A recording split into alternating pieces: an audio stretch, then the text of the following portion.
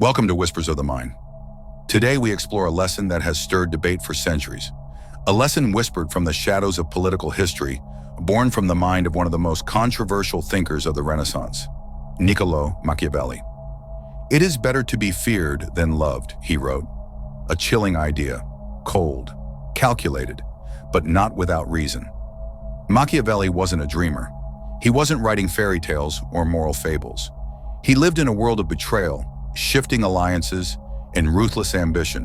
15th century Italy, a place where power changed hands as easily as a coin. His most famous work, The Prince, wasn't written for saints. It was written for survivors, for rulers who wanted not to be good, but to last. So why in a world that idealizes love would he say something so severe? To understand it, we must look beyond the surface.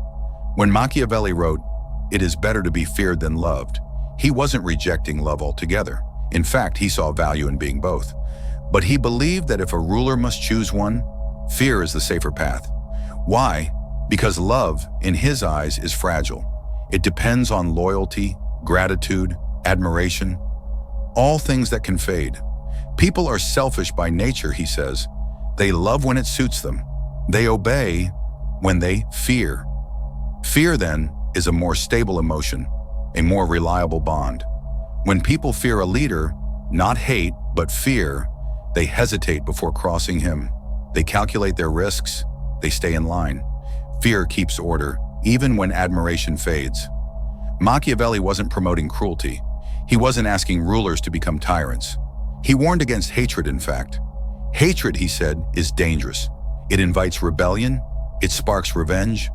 A ruler must never be hated, only feared, and only just enough to command respect, like a storm in the distance, always present, but not always unleashed. So the wise leader walks a delicate line. He may act with force, but only when necessary. He may be feared, but never detested. He should punish swiftly, not repeatedly. The wounds must be quick and clean, never drawn out. Mercy may come later, but discipline must come first. Now think of our own world. Politics, corporations, even relationships of power. This principle still echoes. We admire kind leaders, yes, but when difficult decisions must be made, when things go wrong, we often look to strength, to firmness, to control. A boss who is too friendly may lose authority.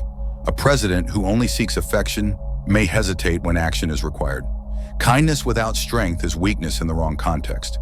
That's what Machiavelli feared, that leaders would confuse being liked with being respected, that they would trade authority for approval, and in doing so, lose the very power they were trusted to protect. But this lesson isn't just for rulers. It speaks to anyone in a position of leadership: parents, teachers, entrepreneurs, artists, influencers, anyone who seeks to guide, shape, or build. Do you lead with the desire to be loved? Or do you make the hard decisions that may cost you affection, but preserve your purpose? That's the question Machiavelli wants us to face. Do you want to be liked, or do you want to lead? This isn't a call to become heartless. It's not a rejection of empathy or connection, but it is a reminder that leadership is not a popularity contest, that power without discipline is easily lost, and that sometimes respect grows not from charm, but from strength. Machiavelli's lesson might sound harsh, but it's not empty cruelty. It's strategy. It's survival.